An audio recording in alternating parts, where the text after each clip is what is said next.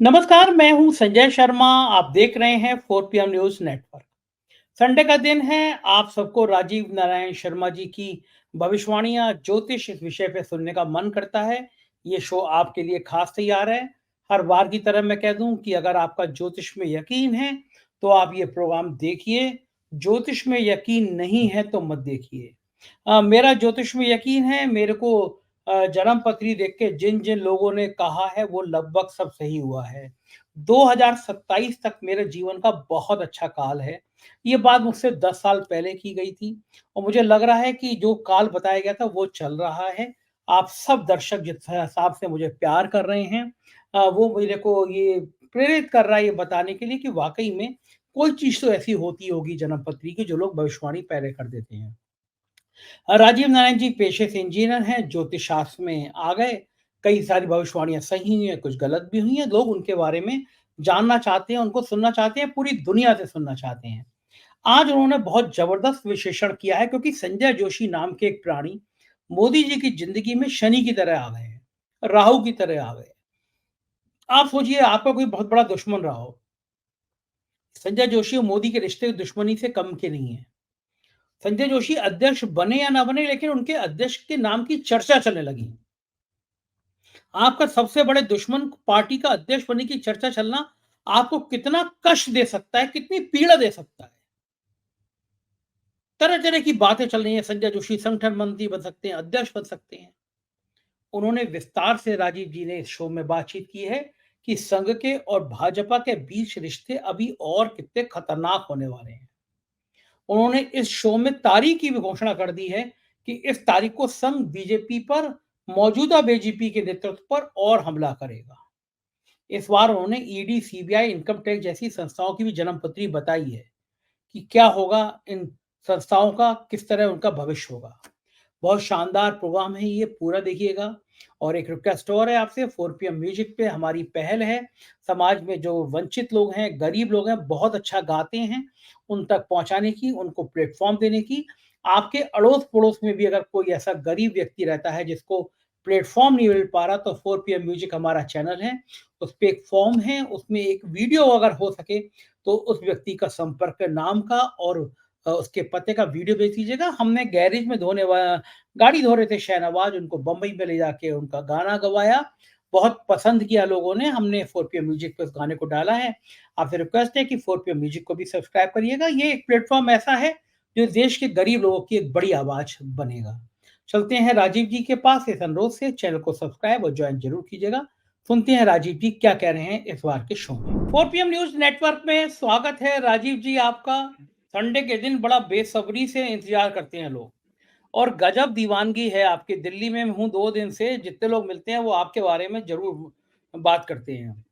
मैं गया था शुक्रवार को, बहुत बढ़िया गांधी जी के ऊपर एक नाटक हुआ था। मणिशंकर अय्यर जी की बेटी हैं सुनन्या अय्यर और बहुत ही होनहार एक्टिविस्ट हैं। इतना मन को छूने वाला, गांधी जी की पूरी ज़िंदगी, गांधी जी के पूरा जीवन, उसके ऊपर उन्होंने शो किया था। तो मुझे पता चला कि सुरन्या जी, उनका परिवार भी आपको सुनता है। तो मतलब मैं देख के हैरान कि मणिशंकर अय्यर जैसा योग्य आदमी भी, उनका परिवार भी आपको सुनता है। दिल्ली में बहुत दीवानगी है आपकी। तो मुझे बड़ा अच्छा लगा। मैं कहा राजीव जी के देखो चाहने वाले देश दुनिया में कितने फैले हुए हैं। राजीव जी, शुरुआत करता हूँ प्रोग्राम की। सबको ये बड़ा कौतूहल है जानने का कि भारतीय जनता पार्टी और राष्ट्रीय स्वयंसेवक संघ के बीच में जो-जो इलू-इलू हो रहा है, जिस लड़ाई के चक्कर में, जिस शीत युद्ध के चक्कर में भाजपा अपना राष्ट्रीय अध्यक्ष नहीं बना पा रही है। हाँ, अमित शाह नागपुर गए, रुके, संघ के लोगों को संदेशा भेजा। लोग तो, हमारा राजीव रंजन के साथ शो हुआ था, वो बता रहे थे कि इनके पास सूचनाएँ थी कि ये ऑफर आया कि भई हम संजय जोशी को संगठन मंत्री बना सकते हैं बीएल संतोष की जगह। लेकिन संघ अड़ा हुआ है कि भाई भाजपा अध्यक्ष या प्रधानमंत्री, इन 2 में से अब एक पद पर हमारा व्यक्ति रहेगा। ये कभी सोचा नहीं था कि इनमें आपस में इतनी लड़ाइयाँ हो जाएँगी। तो क्या आपने देखा था, आपने, मुझे याद है कई महीने पहले आपने प्रोग्राम में कहा था कि मोहन भागवत के जो ग्रह हैं, वो बता रहे हैं कि हुँ, भागवत बड़ा अड़ेंगे, बड़ा कष्ट पैदा करेंगे मोदी के लिए। ये आपने मुझसे कम से कम शायद 3 या 4 महीने पहले कहा था। और बिल्कुल कहा था, हाँ। तो मुझे वो याद आ गई आपकी भविष्यवाणी। आपने कहा था कि आने वाले वक़्त में मोहन भागवत बहुत बड़ी चुनौती बनने वाले हैं मोदी के लिए। और जो हालात हैं वो दिख रहे हैं कि मोहन भागवत वाकई में मोदी जी के लिए बहुत बड़ी चुनौती बनते हुए नजर आ रहे हैं। क्या लग रहा है कि ये संघ और बीजेपी की लड़ाई शांत हो जाएगी या बढ़ेगी? और इस हालात में जब मोदी जी अपने राजनीतिक जीवन की अंतिम पारी खेल रहे हैं, 75वें साल में शुरू हो गए और 2-3 साल और होता है आदमी का, उस समय संजय जोशी जिससे सबसे ज़्यादा नफ़रत करते हैं मोदी जी, वो व्यक्ति का नाम चल जाना, भले वो अध्यक्ष बने या ना बने अलग विषय है, लेकिन उसका नाम चलना ही बड़ा कष्ट में होता है कि हम जो सबसे बड़ा दुश्मन है पार्टी का राष्ट्रीय अध्यक्ष का। तो जो आपने कहा था मोहन भागवत की, संघ की, बीजेपी की, इनके ग्रह क्या कहते हैं? इनकी राशियाँ क्या कहती हैं कि क्या यह युद्ध बढ़ेगा, शांत हो जाएगा या खेल क्या है? ज़रा समझाइए हमें। तो पहले तो भविष्यवाणी का पार्ट ही कवर कर लेता हूं कि ये युद्ध तो बढ़ेगा और बद से बदतर हो जाएगा। क्योंकि सबसे पहले मैं आपको बताऊं, मैं शुरुआत में जाता हूं कि मुझे तो आपको कॉज दिखाना। देखिए, पत्रकार जो है, मैंने आपको कहा कि जर्नलिज्म जो है एक बहुत अच्छा नोबल प्रोफेशन है। वो सूचना का आदान प्रदान करने का मतलब लिंक है, वो राजा और प्रजा के बीच में। लेकिन जब पत्रकार एंटिसिपेट करके भविष्यवाणी करने लगता है तो फिर वो गलत हो जाता है। उसका काम तो है, एक ज्योतिषी अच्छे ढंग से समझा सकता है, प्रोवाइडेड उस ज्योतिषी के पास करेक्ट डेटा हो, आंकड़े हो और उसका अच्छा अध्ययन हो। शौकिया ज्योतिष नहीं कि कोई वो अपने एक दो किताब लेके आए और पढ़ के फिर ज्योतिष करने बैठ गए ना। और दूसरा बात है, ये मंडेन एस्ट्रोलॉजी मैदानी ज्योतिष का विषय है। सबसे बड़ी बात मैं बताता हूं, तो मैं पहले शुरुआत में जाऊंगा, बहुत सारी बातें आज मुझे करनी है कि ये जो हॉरोस्कोप मैंने आप लोगों को दिखाई थी और तब की नहीं है, आज ये घटना चक्र देख रहे हैं, इसमें 4 जून को रिजल्ट आ गए, 9 जून को मोदी जी ने शपथ भी ले ली। ये सारी की और आज संघ और भाजपा के बीच में जो अध्यक्ष पद के लिए ठनी हुई है, जैसा आप बता रहे हैं, और मैंने भी कई न्यूज चैनल मतलब के इसमें यूट्यूब के प्रोग्राम सुने हैं, देखे। तो इसका बताइए मूल कहां से आया? इस बात को केवल और केवल आपके प्लेटफॉर्म पे मैं सारे यूट्यूब वाली दुनिया को, सोशल मीडिया को चैलेंज के साथ बताना चाहता हूं कि याद करिए कि सिवा एक ज्योतिषी के किस व्यक्ति ने 5 अप्रैल को मैंने भविष्यवाणी की थी आपकी भाजपा की, जब एनुअल हॉरोस्कोप, और 5 अप्रैल के बाद आज सर सीक्वेंस पकड़ते चले जाइए, आज सिलसिलेवार से हम बात करेंगे। तो ये 5 अप्रैल की भाजपा की एनुअल हॉरोस्कोप थी, जो कि देखिए कन्या लगन की बनी थी। और इसमें जो वर्षेष था इनका, जो शनि ईयर लॉर्ड बना था, और मुंथेस भी शनि था, जो 6वें भाव में चंद्रमा मंगल से पीड़ित भी हो रहा है, और इनका शुक्र भी उच्च का है, जो 7वें भाव में राहु से पीड़ित है, सूर्य भी वहीं बैठा है। तो शुक्र जो होता है आपका सेक्स का कारक है, क्योंकि हमारे जो जितने भी जेनिटल पार्ट्स हैं और जो सेक्सुअल हार्मोन है और पूरा का पूरा एंडोक्राइन सिस्टम, जो हमारी बॉडी में कई सिस्टम है फिजियोलॉजी में, जैसे डॉक्टर बताते हैं ना, तो ग्रंथियां जितनी है, हिंदी में कहते हैं ग्रंथियां, जितनी भी ग्लैंड्स हैं वो सब शुक्र के प्रभाव में आती हैं। जैसे दर्शकों के लिए बहुत रोचक बात बता देता हूं, लीवर आपका बृहस्पति से देखा जाता है और पेनक्रियाज आपकी शुक्र से देखी जाती हैं। तो किसी को अगर पेनक्रियाज से रिलेटेड प्रॉब्लम है या उसको शुगर की बीमारी है, तो वीनस का मामला गड़बड़ होगा उसकी हॉरोस्कोप में।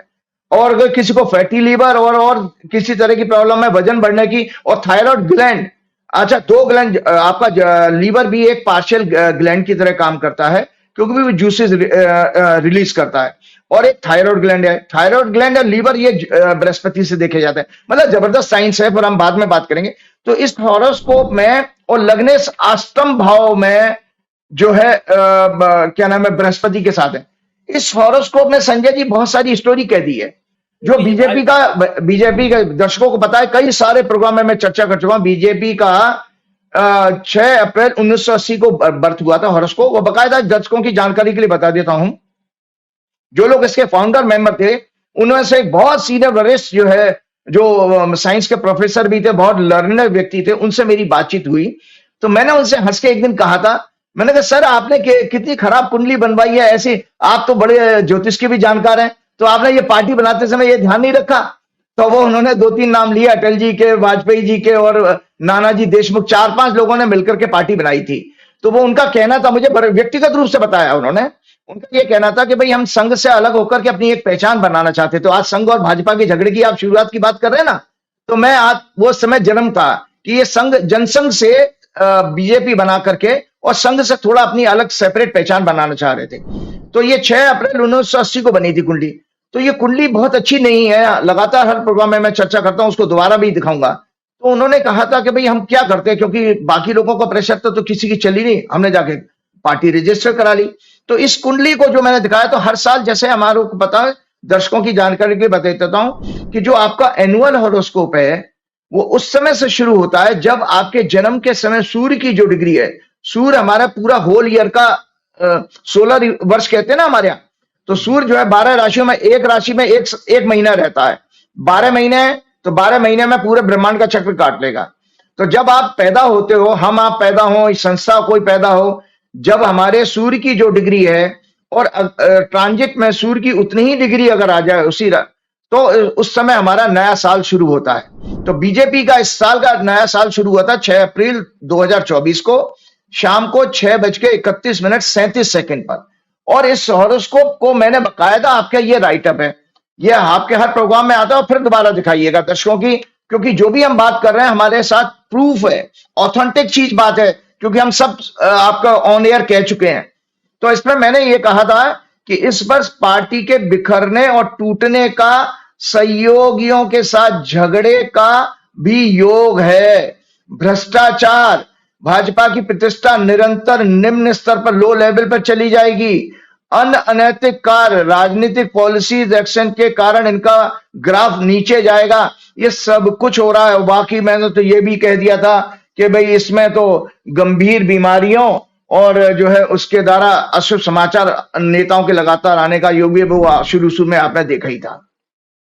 तो मैं एक कुंडली और दिखा देता हूं इसमें। ये है हमारी, इस पे मैं डिटेल में चर्चा किसी दिन अलग प्रोग्राम में करूंगा, आज ब्रीफ में ले रहा हूं। ये है संघ की कुंडली, आरएसएस की कुंडली। और आरएसएस की कुंडली में आप ये देखिए कि इस समय जो है ये 27 सितंबर 1925 को बनी थी। 9:56 मॉर्निंग में 9:56 नागपुर में बर्थ हुआ था इसका। और इनकी जो मकर राशि है, इस समय मकर राशि है। चंद्र कुंडली पे चले जाए दर्शक, जो जब दर्शक देखेंगे मकर राशि है, तो इस समय जो मंगल जो गोचर कर रहा है वो मिथुन में गोचर कर रहा है। मैंने आपको आपके प्रोग्राम में ये मंगल की हॉरोस्कोप भी दिखाई थी। मंगल जो है 25 अगस्त को इसमें आ गए थे, सॉरी 26 अगस्त को आ गए थे दोपहर में 3 साढ़े 3 बजे करीब मिथुन राशि में। तो मिथुन राशि में जब मंगल आए थे तो मिथुन जो है मकर के लिए 6वां भाव बनता है, और 6वां भाव होता है झगड़े का। मैं आरएसएस की चंद्र कुंडली की चर्चा कर रहा हूं दर्शकों, कि आरएसएस की मून चार्ट में मंगल जब 6वें भाव में आया, उसकी 8वीं दृष्टि उसके लगन पर पड़ रही थी, और इनका जन्म का चंद्रमा मकर में ही है। जो आरएसएस की कुंडली मैंने दिखाई थी, आप दिखाइएगा। और इनका चंद्रमा पीड़ित भी है, तो इसलिए मंगल एक तो उत्तेजना का, झगड़े का कारक, और झगड़े के भाव में बैठा हुआ है। तो इस समय आरएसएस के अंदर तो जबरदस्त उत्तेजना है।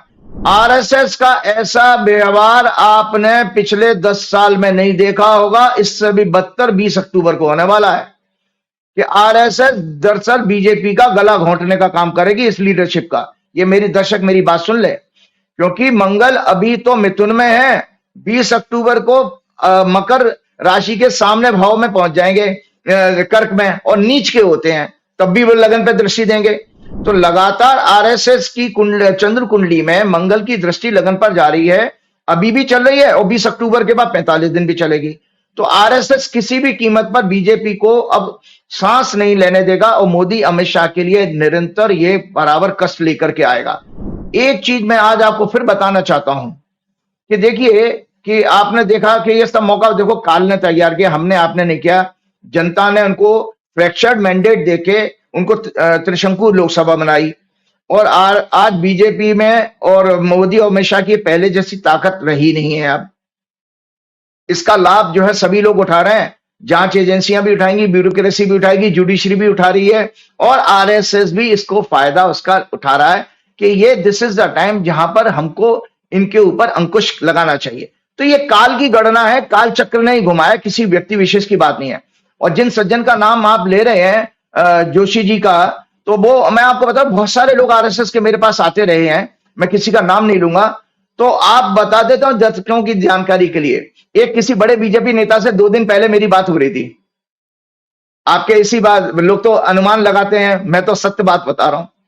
तो आरएसएस के वो बीजेपी के बड़े नेता से मेरी बात हो रही थी, मैंने कहा क्या चल रहा है भाई अध्यक्ष के बारे में? तो बोले चल वही रहा जो आप चाह रहे हो। मैंने क्या मतलब? बोले सारी आपकी योजना पे हो रहा है।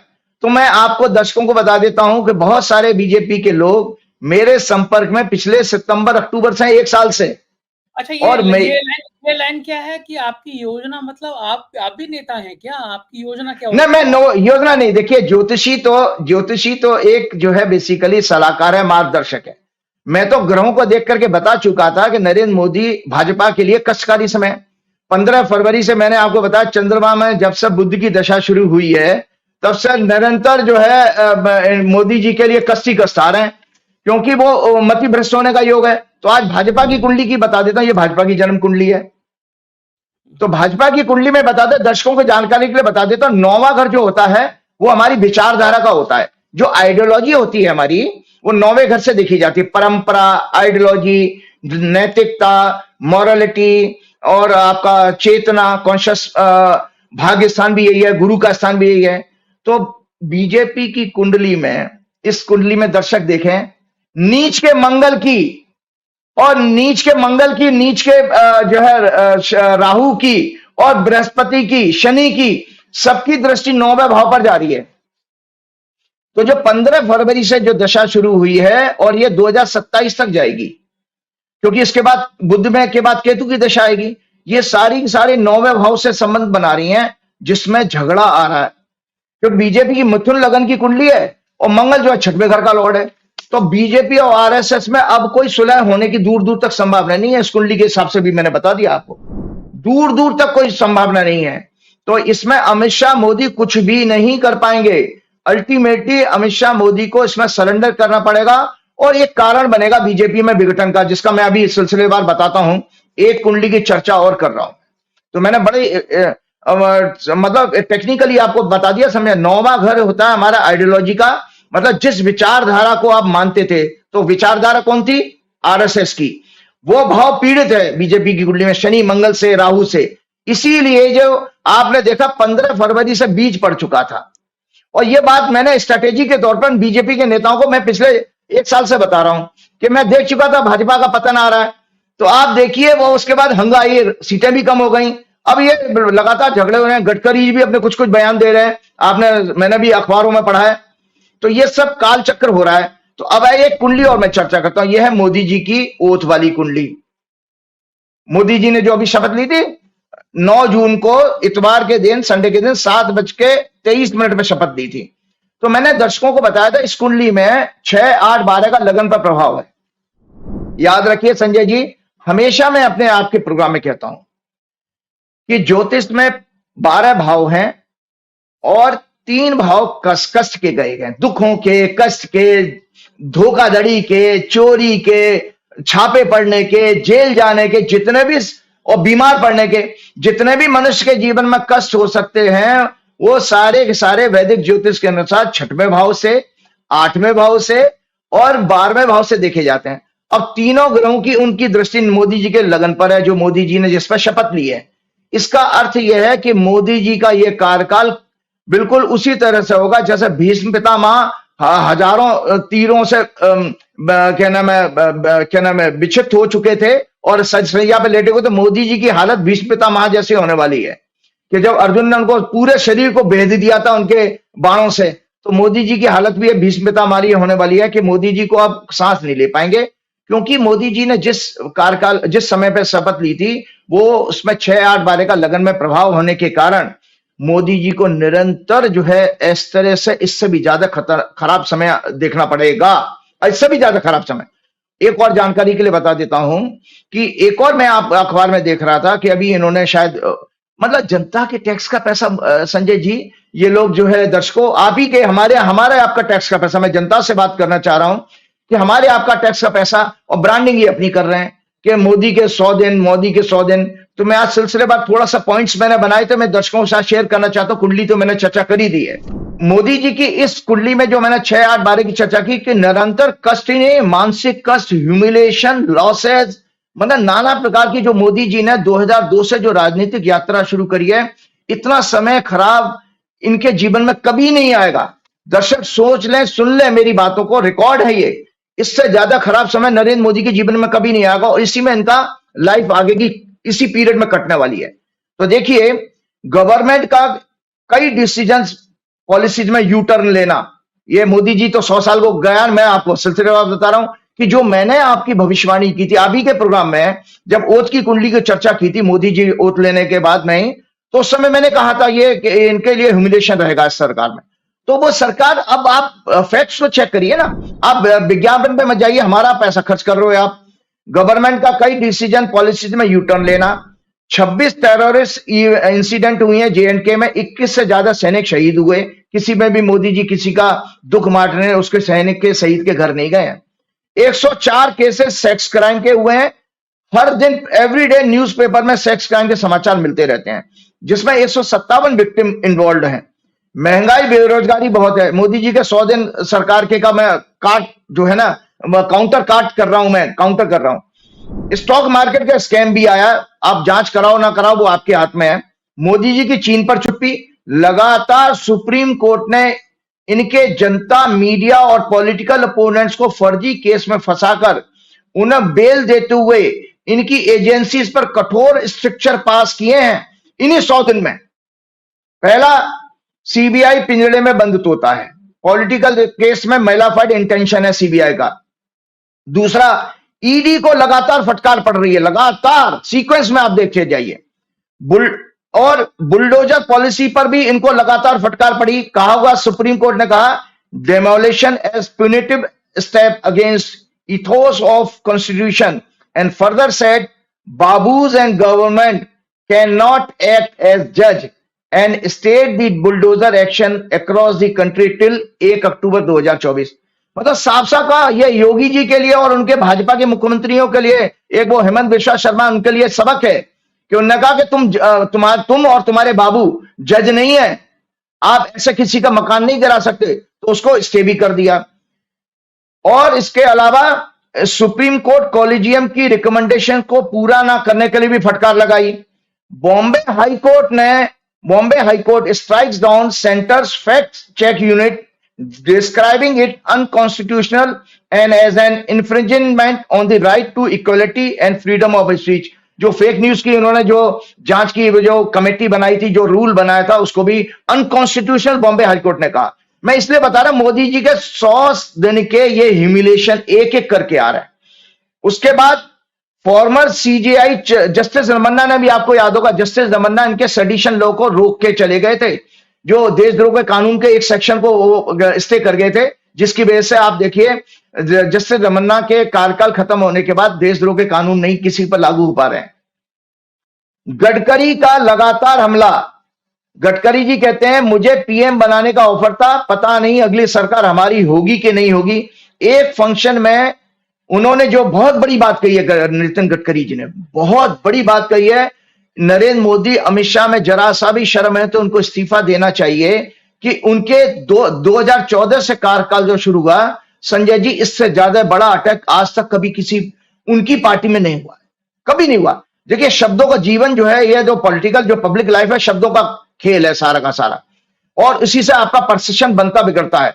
गडकरी जी कहते हैं उस फंक्शन में, the real test of democracy is whether the person at the top is able to tolerate the strongest opinion against him and introspect, और उसको आत्मचिंतन करना चाहिए। भाई, आप राम जी का शासन की राम राज की बात करते हो। राम जी तो टॉप पर राजा थे, एक छोटे से एक आदमी के, एक धोबी के कहने से उन्होंने उसके क्रिटिसिज्म को एक्सेप्ट किया, अपनी पत्नी को अग्नि परीक्षा की भी बात कही। नरेंद्र मोदी के ऊपर कितने स्ट्रिक्चर उनके सेबी के चीफ के खिलाफ आए, लेकिन कोई एक्शन नहीं हो रहा है। तो गडकरी जी कहते हैं, फर्दर गडकरी जी कहते हैं, ही अर्ज थिंकर्स, उन्होंने अपील की है थिंकर से, फिलोसफर से, राइटर से, कि भाई आप अपनी खुल करके बिना डर के आप ओपिनियन शेयर करिए। मतलब वो समाज को चेतना दे रहे हैं कि भाई आप लोग आइए और सरकार के खिलाफ, सरकार के टॉप पोजीशन पे मंत्रियों के खिलाफ बोलिए। तो ये गडकरी जी के बोल कभी आपने सुने थे? ये सब कुछ 15 फरवरी 2024 के बाद आ रहा है। उन्होंने एक और बात कही थी गडकरी जी ने, country would not progress and become vishwa guru with social inequality triggered by caste और रिलीजन। उन्होंने कहा कि भाई हम कितना ही तुम विश्वगुरु का डंका पीसते रहो, तुम विश्वगुरु तब तक नहीं हो सकते जब तक तुम जात पात और भेदभाव का एटीट्यूड रखोगे, इससे विश्वगुरु नहीं बनते हैं। और उन्होंने एक यही नहीं रुके, उन्होंने एक और कहा, he further said fundamental spirit of Gita, Quran and other scripture is the same. वो क्या है फंडामेंटल स्पिरिट? प्रेम, मैत्री, सहयोग, दया, करुणा और सेवा। ये उन्होंने गडकरी जी तो ऐसा लग रहा है जैसे संत महात्मा हो गए हैं, फिलोसफर हो गए हैं। वो मोदी जी को और अमित शाह को और सारी भाजपा को संदेश दे रहे थे। कैसे दे रहे थे भी? किसके आदेश पे दे रहे थे? तो वही कुंडलियां जो मैंने चर्चा की, आरएसएस वर्सेस बीजेपी, 15 फरवरी को बीजेपी की खराब दशा शुरू होना और उसके बाद वर्षफल खराब होना। तो मैं सीक्वेंस में आप लोगों को बताता हूं। हम लोग जब रिसर्च करते थे एस्ट्रोलॉजी में, तो संजय जी इसी तरह से क्रोनोलॉजी देखते थे कि भाई घटना कैसे बढ़ रही है, क्या क्या रिएक्शंस आ रहे हैं, क्या क्या चीजें हो रही हैं। तो this is a perfect proof कि भाई एक एस्ट्रोलॉजर ने एक हॉरोस्कोप को डिस्कस किया, एस्ट्रोलॉजिकल एनालिसिस दी, और हम फरवरी से लेके आज हम सितंबर खत्म होने वाला है, ये 7 महीने में हम लगातार इन घटनाओं को देखते आ रहे हैं। एक और है बीजेपी अध्यक्ष पद के लिए आरएसएस मोदी में जंग, वो आपने बता ही दिया। आरएसएस के भागवत जी का एक बयान हो रहा था इसी दौरान। वो कहते हैं Hindu means goodwill for all regardless of faith, dietary habits. जैसे हमारे मुख्यमंत्री जो उनके डब्बा चेक करते फिर रहे हैं बच्चों का खाने का, और भागवत जी कह रहे हैं कि भैया कि हिंदू का मतलब ही यही है कि आप जो है सबका सम्मान करें, किसी भी कोई भी फेथ का, और वो क्या खा रहा है, क्या पी रहा है, क्या पहन रहा है, यह हमारा विषय नहीं होना चाहिए। And increase feelings of superiority और inferiority as a threat to humanity and social order. मतलब भागवत जी का भी वही गडकरी जी के पैरेलल बयान चल रहा है। वो ये कह रहे हैं कि ये मानवता के लिए और सामाजिक व्यवस्था के बहुत ही खिलाफ है, ये एक उसको बर्बाद करने वाला है। जो हम ये कहते हैं कि हमारा धर्म सुपीरियर है और सामने वाले का धर्म इंफीरियर है। जैसे योगी आदित्यनाथ आदमी चूकते नहीं है, वो कह देते हैं कि मुसलमान जो है कैंसर है और पाकिस्तान कैंसर है। अरे भैया अभी तो आपको पता है सुप्रीम कोर्ट ने कितना बड़ा फटकार लगाई है कर्नाटक के एक हाई कोर्ट के जज को, जिसने ये कह दिया था कर्नाटक बेंगलोर की किसी लोकेलिटी को पाकिस्तान है। मैं तो सुप्रीम कोर्ट के चीफ जस्टिस से आग्रह करूंगा कि योगी आदित्यनाथ के खिलाफ भी कंटेम्प्ट ऑफ केस का केस बनता है। कैसे किसी देश के लोगों को और पाकिस्तान और उसकी बात कर सकते हैं? क्योंकि जो कंट्री को पहले विभाजन हो चुका, जो भी आज हमारे देश में है वो सब के सब भारत के नागरिक हैं और कॉन्स्टिट्यूशन से हम लोग सब बंधे हुए हैं। राजीव जी, मुझे एक बात समझ में नहीं आती कि पाकिस्तान बड़ा खराब है, पाकिस्तान की जो बात करते हैं वो आतंकी हैं, पाकिस्तान से अगर किसी ने कोई बयान दे दिया तो बड़ा गुनाह हो गया। लेकिन हमारे प्रधानमंत्री जी जब 2014 से बनने से पहले रैलियां कर रहे थे, उस रैली में कह रहे थे, आपको याद होगा हमारे एक जाबाज था हेमराज, उसका सिर काट के ले गए थे पाकिस्तान के सहरे। तो 2014 से पहले प्रधानमंत्री जी ने हर रैली में कहा कि भाइयों और बहनों, अपने बहादुर साथी हेमराज का सिर वापस आना चाहिए, नहीं आना चाहिए। पब्लिक कहती थी आना चाहिए, हर आदमी का आना चाहिए। हम लाहौर में घुस के उसके सिर का बदला लेना चाहिए, नहीं लेना चाहिए। पब्लिक हैरान होती थी, खुश होती थी, नारे लगाती थी, हाँ लेना चाहिए। जैसी सत्ता मिली, सबको उम्मीद थी कि अब हेमराज का सिर काटने की, जो इन्होंने काटा है उनको भारत लाके और दंड देने की प्रक्रिया शुरू होगी। लेकिन प्रधानमंत्री जी के शपथ ग्रहण में जिसने हेमराज का सिर काटा था, उनके आका, उनके संरक्षण पाकिस्तान के प्रधानमंत्री दिखाई दिए। हेमराज के सिर की बात 10 सालों में नहीं हुई, ये भी छोड़ दीजिए। प्रधानमंत्री जी अचानक विदेश से लौटते लौटते उन्होंने पाकिस्तान में जहाज उतरवा दिया। नवाज शरीफ को हैप्पी बर्थडे कहने चले गए। लोगों ने कहा अचानक उतरवा दिया, लेकिन बाद में पता चला कि उसमें तो गिफ्ट रखे हुए थे बहुत सारे, जो नवाज शरीफ को देने थे। इसका मतलब पहले से प्लान था कि हम विदेश से लौटेंगे और नवाज शरीफ को गिफ्ट देंगे, उनकी अम्मी जी के नमन करेंगे, उनको शॉल वॉल देंगे। तो वो एक बड़ा पिक्चर आई थी ना, उसमें क्या वो करे तो रासलीला, ऐसे कोई डायलॉग था ना, हम करे तो करेक्टर डीला, वो करे तो रासलीला। तो अगर आप प्रधानमंत्री, पाकिस्तान के प्रधानमंत्री को बुलाएंगे अपने शपथ ग्रहण में, आप पाकिस्तान के प्रधानमंत्री को हैप्पी बर्थडे कहने चले जाएंगे, और आपके मंत्री और मुख्यमंत्री कहेंगे अगर कुछ भी बोला कि जाओ पाकिस्तान चले जाओ। तो पाकिस्तान से तो ये इलू इलू शुरुआत तो मोदी जी ने करी थी। तो ये क्या कोई ग्रह होता है ऐसा कि विपक्ष भाई देखिए, उससे मिलने जाएगा? आपके प्रोग्राम में मैंने कहा था ना मैंने आपको कहा था वो, और मैं तो पढ़ के आया था, रिसर्च करी थी आपके कई महीने पहले प्रोग्राम में मैंने कहा था, भाई गुजरात के लोगों का एक बड़ी सिंपैथी है पाकिस्तान के साथ में। ये हमारे नॉर्थर्न इंडिया वाले लोगों को बेवकूफ बनाते हैं ये पाकिस्तान करके करके। कारण ये है कि एक गुजराती हिंदू ने ही, जो जिन्ना था मोहम्मद अली जिन्ना, वो जेनाबाई ठक्कर के ग्रैंडसन थे। जेनाबाई ठक्कर हिंदू थे गुजरात के, फिर वो मछली का कारोबार करते थे, मैंने आपके प्रोग्राम में बताया था। गांव वालों ने उनका गांव वालों ने अपोजिशन किया था, कोई बदबू आती थी ना, तो फिर उन्होंने व्यापार तो उनको करना ही था, इसके कारण वो कराची शिफ्ट हो गए और पूरा उनके। डिटेल तो बताइए। अब आप सोचिए, मैं तो एक तो राजीव चीजें है ना, बहुत विषय लंबा होता जा रहा है, मैं अगले विषय पे आता हूँ क्योंकि आज सवाल बहुत सारे हैं। अगला सवाल मेरा ये है कि जो संस्थाएं होती हैं, सेबी है, ईडी है, इनकम टैक्स है, सुप्रीम कोर्ट, ये संस्थाएं हैं जो टूल किट की तरह काम कर रही है। सुप्रीम कोर्ट माइनस कर दीजिए, वो तो जजमेंट उसने कई कड़े दिए हैं, लेकिन सेबी हो गया, ईडी हो गया, इनकम टैक्स हो गया, जिसको पॉकेट में रखते हैं सरकार, विपक्ष को फंसाने की साजिश करते हैं। सुप्रीम कोर्ट के बहुत तीखी तीखी टिप्पणियां भी आई हैं इस विषय में। तो ये जो संस्थाएं होती हैं, इनकी भी कोई राशियां होती हैं कि भैया सीबीआई कब बनी थी और क्या करेगी, ईडी कब करेगी, इन सब का भी कुछ खेल होता है, इनका भी ज्योतिष से कुछ लेना देना होता है क्या?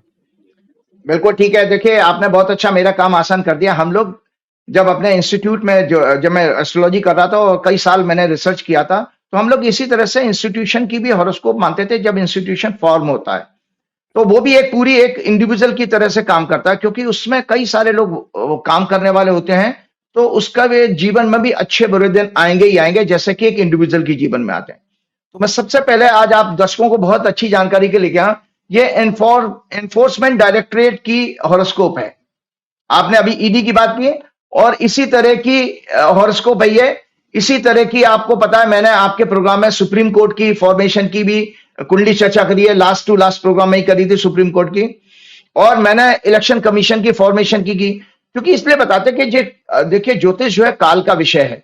ज्योतिष का एक मूल सिद्धांत है कि अगर आपने किसी गलत काम में, कोई गलत समय में कोई कार्य किया है, तो उसका दंड तो भोगना पड़ेगा, क्योंकि वो काल जो है वो आपके ब्रह्मांड के ग्रहों के गोचर से बनता है। ब्रह्मांड के गोचर से और दशाओं के सीक्वेंस से काल बनता है, इसको समय कहा गया है।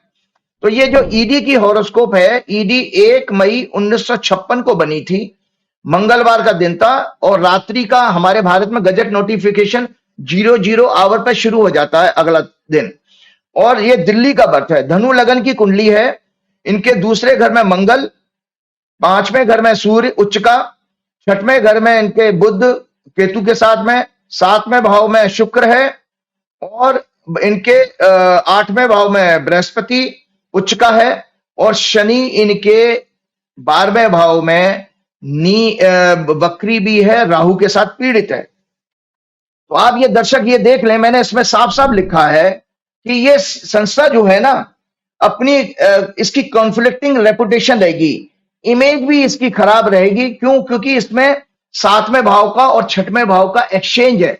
एक राइटअप है, दर्शक नोट कर सकते हैं कि जो आज ईडी का आप स्वरूप देख रहे हैं और किस ऑब्जेक्टिव के लिए बनी थी, ये हमें जानकारी होनी चाहिए। Enforcement directorate formed on 1 May 1956, ये इनका था। The objective of this institution is enforcing economic laws and combating financial crimes. It works under the department of revenue, ministry of finance. Area of work क्या था इनका, किस पे इनको काम करना था, इनको मैंडेट किसके लिए काम करेगा, foreign exchange management act 1999, prevention of money laundering act 2002, PMLA जिसको कहते हैं, बड़ा फेमस हो रखा है इस समय। और तीसरा था फ्यूजिटिव इकोनॉमिक ऑफेंडर्स एक्ट 2018 में बना था मोदी जी के टाइम में। जो भगोड़े जब बैंक का पैसा ले लेके भाग गए ना, नीरव मोदी से लेकर के, और वो कौन से मेहुल चोकसी वोक्सी और आपके वो, तो इसमें 2018 में इन्होंने एक कानून लाए। तो इनको इसी गाइडलाइन में काम करना चाहिए था। अब मैंने ज्योतिष की काम बताता हूं। 8th लॉर्ड इन लग्ना इज इन पापकर्त्री। ज्योतिष के जानकार इसको वेरीफाई करेंगे। आम आदमी के लिए सुनने के लिए अलावा कोई कारण नहीं है, और इसके अलावा कोई और रीजन नहीं बनता। इंडिकेट द ड्यूबियस, मैं लिख रहा हूं 8th लॉर्ड इन लग्ना इज इन पापकर्त्री, मतलब दोनों साइड में लगन के जो है पाप ग्रह हैं, इसका मतलब करेक्टर खराब है, ड्यूबियस है। तो है indicate the dubious and mala fide character और अनप्रेडिक्टेबल ऑफ दिस इंस्टीट्यूशन। इस इंस्टीट्यूशन का अनप्रेडिक्टेबल बिहेवियर होगा और मेलाफाइड इंटेंशन और कैरेक्टर भी अच्छा नहीं होगा, जिसके कारण इसको बदनामी बार बार झेलनी पड़ेगी इस संस्था को।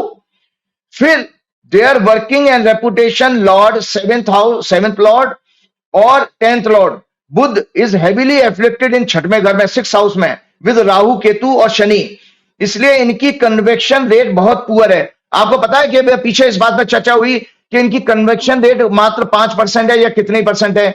90% केस में तो ये प्रूव ही नहीं कर पाए, अपराध सिद्धि नहीं कर पाए।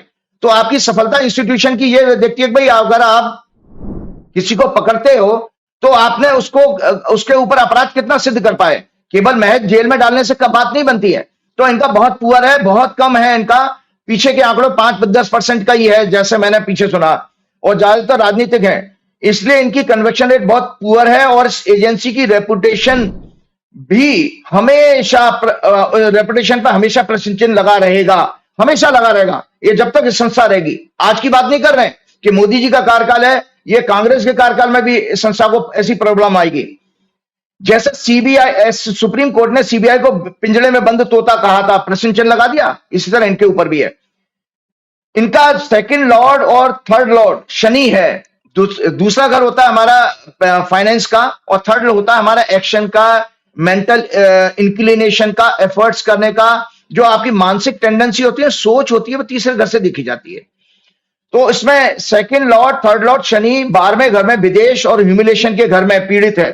ये कभी भी विदेश में, सुनिए दर्शक ध्यान से सुने, ये कभी भी विदेश में जमा काला धन और देश का पैसा लूटकर विदेशों में भागकर बसने वाले भगोड़ों के विरुद्ध कानूनी कार्रवाई करने में सफल नहीं हो पाएंगे।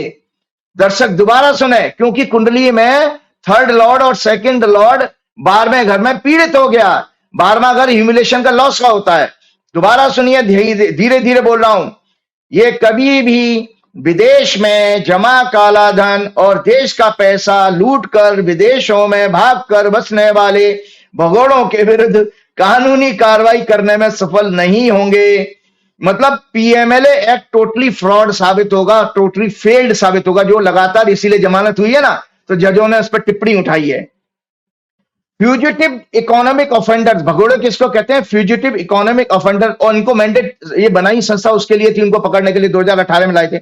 यही कारण है कि 2014 से देश की बैंकों का पैसा लूटकर भागने वाले कॉर्पोरेट और अन्य लोग अभी तक अरेस्ट नहीं हो पाए हैं। मैं जो कुंडली की चर्चा कर रहा हूं, दर्शक ये देखें कि 2014 से 24 तक कौन अभी आपके पास पकड़ के आपकी जेल में बंद हुआ है? नहीं हुआ ना। तो ग्रह जो बता रहा है, कुंडली जो मैं एक्सप्लेन कर रहा हूं वो सिद्ध हो रही है। और इनकी हॉरोस्कोप में 6वें और 7वें हाउस का एक्सचेंज है और 8वें घर का और लग्ना का भी एक्सचेंज है इनकी कुंडली में। देखिए अभी बहुत इनके ऊपर स्ट्रक्चर कैसे कैसे पास हुए हैं, क्योंकि मैंने ह्यूमिलेशन वाली हॉरोस्कोप बताई है।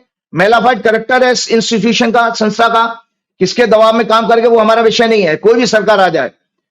अभी हाईकोर्ट ने, पंजाब हाईकोर्ट ने जो टिप्पणी की है, questions ED arrest of Haryana Congress MLA and ruled his arrest in PMLA case was indefensible in law and carried out in a manner that was against the dignity of human right। ये तो टिप्पणी उन्होंने की।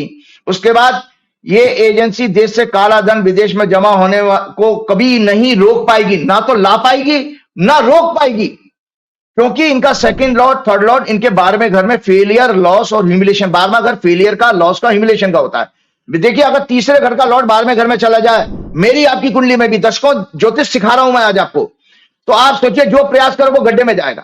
कहते हैं ना कि मिट्टी भी आपने सोना पकड़ना, मिट्टी भी मतलब एक होता है कि मिट्टी पकड़ी तो सोना बन गया, और सोना पकड़ा मिट्टी हो गई। तो आपके फ्यूटाइल एफर्ट्स होंगे अगर 3rd लॉर्ड 12th हाउस में चला जाए, जो उनकी कुंडली में आ ही रहा है। Attitude of this agency will be very egoist and rough as Surya is exalted and afflicted by exalted Mangal। 9वां घर और 9वां हाउस दोनों afflicted है by Mangal। Intention, ability, efforts are seen from 3rd house, they are malefied with vested interest। This agency will always work as over ambitious attitude. By net result will be very poor except attaching a recovery of some money and assets.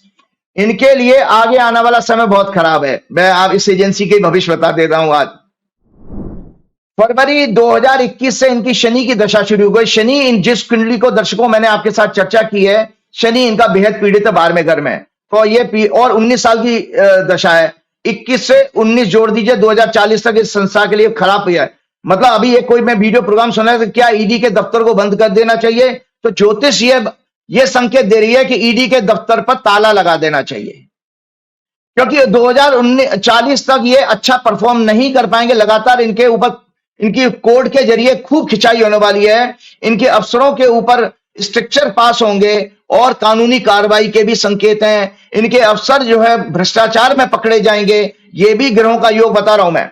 आप देखिए फरवरी 2021 से इनकी शनि की महादशा चल रही है, जो कुंडली में अत्यंत पीड़ित है और अपमान और लॉस के 12वें भाव में है। इसलिए ये लगातार सुप्रीम कोर्ट से फटकार खा रहे हैं, ह्यूमिलेट हो रहे हैं। अभी लास्ट वीक में सुप्रीम कोर्ट ने तमिलनाडु के एक मंत्री का जमानत देते हुए इन पर बहुत सख्त स्ट्रक्चर पास किया था। Bail terms not tool to keep people in jail, observing rigorous bail provisions in statutes like PMLA, anti-terror law, UAPA, and NDPS Act on narcotics cannot become tool to keep an under trial accused in jail for unnecessary long time. Requirement of expeditious disposal of cases must be read into these statutes. While giving bail to all the politicians in Delhi excise case, Supreme Court has repeatedly said that intentions of this agency is malified. There was no likelihood the trial being concluded in the near future. Their aim is to harass the people while giving bail to them. Supreme Court has said bail is rule and jail is exception. इनका फरवरी 2021 से नवंबर 2027 तक का तो अत्यंत अशुभ समय रहेगा, जब इनका शनि में बुध की दशा शुरू होगी, जो कि अभी तो शनि की चल रही है। शनि और बुध इनकी कुंडली में 6 और 12 की एक्सिस में है। तो मैं आज दर्शकों को बता देता हूं कि मोदी जी ने जो शपथ ली है, जो मोदी जी की ओथ वाली कुंडली है, अब मोदी जी के जो हथियार थे क्या थे देखिए। हम अपने सामान्य जीवन में संजय जी देखते हैं कि जहरीला नाग होता है कोई, तो उसके जहर की ग्रंथि होती है, जिसको अंग्रेजी में ग्लैंड्स कहते हैं। अगर वो ग्रंथि निकाल दी जाए, ग्लैंड्स निकाल दी जाए, तो वो सांप केवल और केवल जनता का मनोरंजन करने के काम आता है। सपेरा उसको आपको हम लोग बचपन में आपने देखा है बचपन में सांप का खेल। सांप को मदारी आता था, वो दिखाता था टोकरी में से सांप निकाल के। तो इसी तरह की अभी भाजपा की और मोदी जी की और शाह की यह होने वाली है कि इनकी ईडी, सीबीआई और जो इनकम टैक्स और जो सेबी हैं, इन सबकी एजेंसियों की जो इस समय सुप्रीम कोर्ट के द्वारा और काल ने जो इनको कमजोरी दिखाई है, इसके कारण ये जो है लगातार एजेंसियां फेल होती जाएंगी। तो मोदी जी के पास आज दंड देने का कोई कारण नहीं बचा। तो ये भी अब केवल इसीलिए खिलौना बन के रह गए हैं और जनता भी मजे लेगी इसमें। सुप्रीम कोर्ट के जजेस भी इसमें सख्त इनके ऊपर जजमेंट देंगे और ब्यूरोक्रेसी भी अब इनको भाव नहीं देने वाली है, क्योंकि ये ग्रहों के कारण हो रहा है। चलते चलते एक प्रोग्राम में मैं भूल गया हूं, लेकिन क्योंकि समय बहुत ज्यादा हो रहा है, अगले प्रोग्राम में मैं सेबी के ऊपर और जो फाइनेंशियल स्कैम क्यों हो रहा है स्टॉक मार्केट में आपको जनता के लिए जानकारी के लिए बता देता हूं। केवल एक ब्रीफ शेयर करूंगा, क्योंकि मेरा कमिटमेंट था कि मैं आपका अगला प्रोग्राम स्टॉक मार्केट के ऊपर करूं। मैंने ट्वीट भी किया था। आज दर्शकों मैं आपसे माफी मांगता हूं, क्योंकि समय बहुत ज्यादा हो गया है और हमें देखना पड़ेगा, क्योंकि 40-45 मिनट का समय बहुत लंबा हो जाता है। तो ऐसे में अगला प्रोग्राम निश्चित रूप से उसमें मैं करूंगा, लेकिन जाते जाते आपको एक स्कैम की हिंट देके जा रहा हूं संजय जी। स्कैम की हिंट यह कि देश के साथ कितना बड़ा देखिए धोखा हो रहा है। हर्षद मेहता का जो स्कैम था 1994 में हुआ था, तब शनि कुंभ राशि में था। 30 साल बाद शनि फिर वापस 2024 में कुंभ राशि में ही है। 30 साल बाद, क्योंकि शनि का एक अगली राशि में, उस सेम राशि में 30 वर्ष बाद आता है।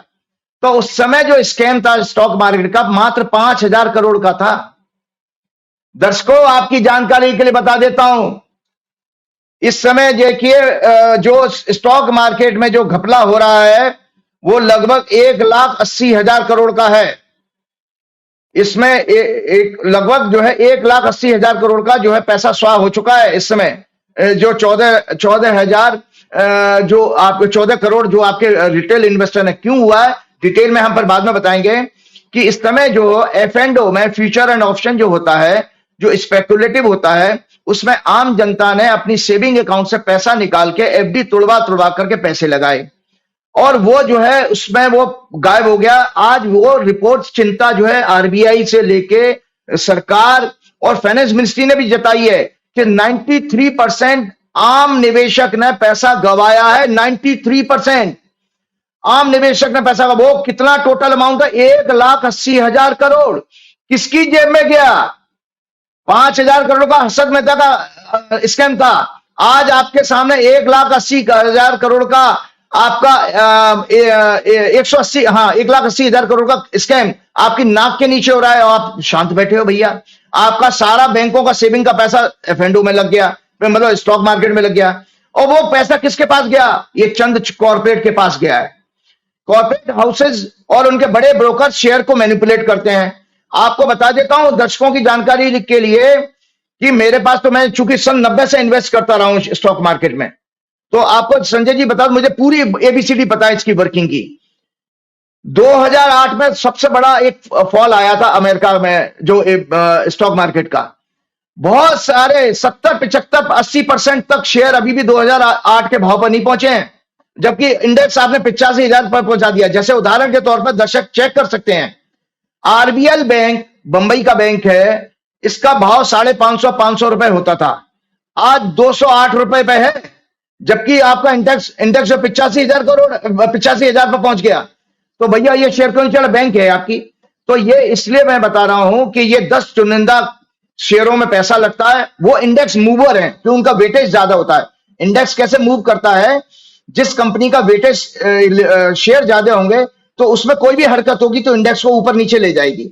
और इसमें क्या है, ये जब पैसा प्रॉफिट बुक करते हैं तो पूरा का पूरा कार्टेल होता है, ग्रुप होता है इनका, ब्रोकर्स का, म्यूचुअल फंड का, एफआईज का। वो कहते हैं भैया आज मैं माल ये बेचने वाला हूं, उन्हें कहा ठीक है हम खरीदेंगे, तो वो शेयर को नीचे धड़ाम से गिरा देते हैं। जैसे आप वो हिंडनबर्ग के कह रहे थे, तो हमारे यहां भी तेजड़िया मंदड़िया दोनों बैठे हैं। तेजड़िया के मन में आता है कि आज बेचना है माल, तो मंदड़िया कहेगा ठीक है भाई हम बैठे हुए चुपचाप हम खरीदेंगे। और लेकिन इसमें आम निवेशक मर रहा है, उसको ये सब गेम पता नहीं लगता है। इसके कारण ये हुआ है। चलते चलते एक बात और कहना चाहूंगा मैं दर्शकों से। बातें तो मैंने बहुत अपनी कही है, बहुत करनी बाकी भी रह गई थी, लेकिन मैं आपको ये बता देता हूं कि एक छोटी सी मोरल स्टोरी सुना देता हूं कि एक बार 5 मेंढक जा रहे थे जंगल में और उसमें से 3 मेंढक कुएं में गिर पड़े। अब 2 मेंढक ऊपर बाउंड्री वॉल पे खड़े थे, तो वो 3 मेंढक जो है वो प्रयास कर रहे थे, बार बार ऊपर आने का, नहीं सफल हो पा रहे थे। ऊपर वाले 2 मेंढक थे, वो बार बार उनसे ये कह रहे थे, तो उसमें से 3 मेंढक जो कुएं के अंदर थे, दर्शकों उनमें से एक मेंढक चुपचाप खामोश होकर एक कोने में बैठ गया, थक हार के। उसके मन में क्या चल रहा है वो हमें नहीं पता, वो बैठ गया। 2 मेंढक बराबर ट्राई कर रहे थे, ऊपर जाते थे, दीवार पर चढ़ते थे, फिर गिर जाते थे, ऊपर जाते थे, चढ़ते थे, फिर गिर जाते थे। तो ऊपर जो बैठे थे मेंढक, वो कह रहे यार तुम बेवकूफ हो, तुम अब नहीं निकल पाओगे, तुम तो उसको नियति मान लो, तुम तो खत्म हो गए अब। तो इसीलिए वो बेचारे निराश हो गए। लेकिन जो खामोश होकर बैठा था मेंढक, वो उसने उसने शुरू कर दी अपनी कोशिश, और उसने अंततः कोशिश करके वो बाहर निकल के आ गया। तो दर्शकों आपकी जानकारी के लिए बता देता हूं उस मेंढक के बारे में। ये मोरल स्टोरी है, संदेश एक देती है। उस मेंढक की स्थिति क्या थी कि वो मेंढक कान से बहरा था। वो कान से बहरा था, तो उसको ना तो उसको क्रिटिसिज्म ना उसको जो है उसके बारे में कोई अच्छा कह रहा है, ना उसके बारे में कोई बुराई कर रहा है, उसको पता ही नहीं लग रहा था। वो चुपचाप अपने काम को, एक्शन को करता रहा। यही सिद्धांत हमको जीवन में रखना चाहिए कि आप जब सफलता की सीढ़ी पर ऊपर जा रहे हैं, कितने लोग जलेंगे, क्या क्या कहेंगे, इन बातों पे विशेष ध्यान मत दीजिए। आप अपना फोकस जारी रखिए और अंततः आप सफलता आपको मिलेगी। चलते चलते मैं ये कह देता हूं, चूंकि आने वाले दिन देवी के हैं और उस पर मैं डिटेल में प्रोग्राम करना चाहूंगा कि भाई ये देवी के दिन है और इस देवी में यत्र नारस्तु पूजन्ते तत्र रमन्ति देवता। फिलॉसफी तो है हमारे स्क्रिप्चर की, लेकिन आचरण बिल्कुल विपरीत है।